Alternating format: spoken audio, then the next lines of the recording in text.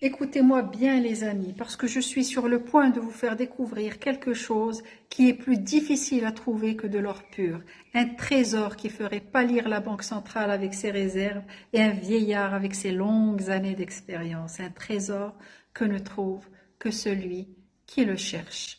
Pour cela, je vais m'appuyer sur le livre d'Ibn Tufayl, le philosophe sans maître. Écoutez avec votre oreille interne ce qui va vous être démontré. Hayy ibn Yu'adan, traduit par le vivant fils d'éveillé, vit seul sur une île déserte où il fut accueilli par une chèvre, elle-même privée de son chevreau. Sans parents, sans religion et sans maître, il apprend par sa seule réflexion et par la contemplation des animaux, des végétaux et du ciel l'existence de celui qu'il appelle l'être nécessaire, c'est-à-dire Dieu. La première partie du livre nous apprend trois choses. D'abord, que la douleur est l'élément déclencheur de l'éveil chez l'homme. C'est la mort de la chèvre et la douleur de la séparation qui vont pousser Hay à chercher un moyen pour ranimer sa nourrice.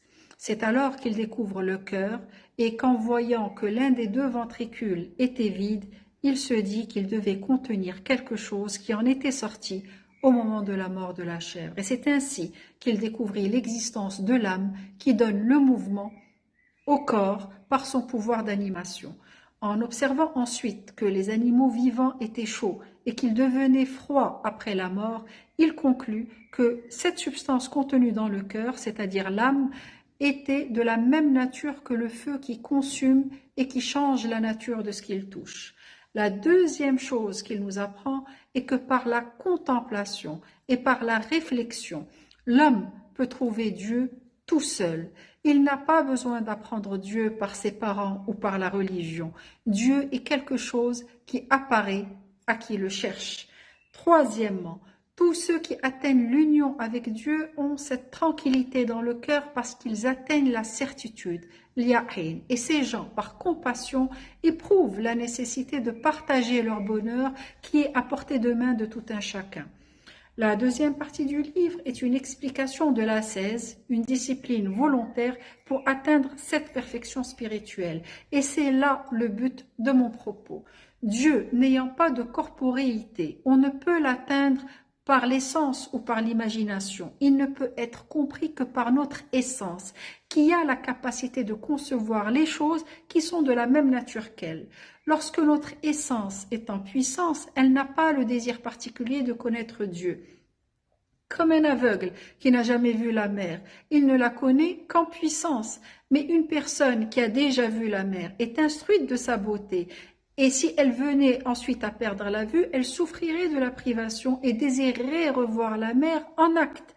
Aussi, celui qui est privé d'une chose aussi parfaite que l'union avec Dieu, qui est d'une beauté sans borne, après en avoir joui, souffre d'une douleur inexprimable, contrairement à celui qui l'a continuellement présente.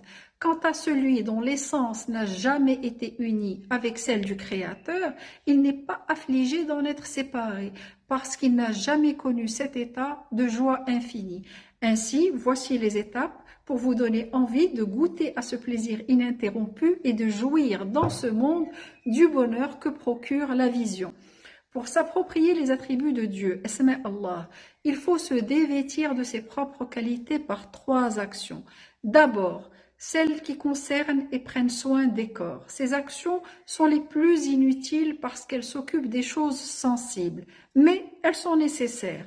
Elles consistent, par exemple, à aider les animaux, les végétaux et les hommes, en éloignant d'eux ce qui leur est nuisible, en les nourrissant s'ils ont faim, en leur donnant à boire s'ils ont soif, ou en les mettant à l'abri s'ils ont trop chaud, et inversement en les couvrant s'ils ont trop froid, etc. La deuxième chose que l'on peut faire pour conserver les corps est de les maintenir purs de toute souillure et de toute impureté. Il s'agit d'avoir une hygiène impeccable, tant au niveau physique que bien sûr et surtout moral. Le deuxième type d'action concerne celles par lesquelles l'homme imite les corps célestes, parce que l'homme est fait de poussière d'étoiles. Son imitation va consister à faire des mouvements circulaires, comme marcher autour d'une île, d'un pâté de maison ou de pierre. C'est par exemple le cas des musulmans qui tournent autour de la Kaaba, ou même autour de lui-même, comme les derviches tourneurs. La rotation rapide isole l'esprit de ce qui l'entoure et l'aide à se focaliser. Il fixe ensuite ses pensées dans la contemplation. Les sens sont alors hors d'état de fonctionner du fait de l'étourdissement ou de l'ivresse qui naît de la rotation rapide. Ainsi, les objets alentour s'effacent et l'imagination s'affaiblit, et comme l'essence, elle, ne dépend pas du corps, sa concentration devient plus pure. La troisième conformité dans les actions est avec Dieu. Cette contemplation exclut tout autre objet que Dieu, y compris soi-même. Elle est passive puisqu'elle consiste à rester connectée dans une supplication permanente jusqu'à ce que Dieu consente à descendre. Elle est donc une prière et une attente que Dieu peut agréer. C'est une action passive où l'homme supplie et se transforme en réceptacle. L'essence de l'homme et celle de l'être véritable s'unissent alors et deviennent une seule et même chose. Dans la suite de l'histoire, Hay essaiera de transmettre son savoir aux gens d'une île voisine, mais sans succès. Comprenant que certaines personnes sont incapables de voir les choses de l'intérieur, parce qu'elles sont incapables d'interprétation mystique, il s'excusera auprès d'elles, parce qu'il vaut mieux pour elles, finalement, d'observer strictement les lois et l'exercice exact des pratiques, plutôt que de rentrer dans des spéculations trop abstraites qui pourraient s'avérer dangereuses pour elles. La religion permet ainsi aux religieux sincères de se sauver. Les mystiques, eux, ont un regard ésotérique qui dépasse les symboles religieux et leur permettent de s'unir au Créateur. Ils ont la certitude de la foi. Voilà. Si tu n'as pas compris, pose des questions. Si tu as compris, pose-toi des questions et surtout n'oublie pas de lire, parce que les réponses se trouvent au bout de tes doigts.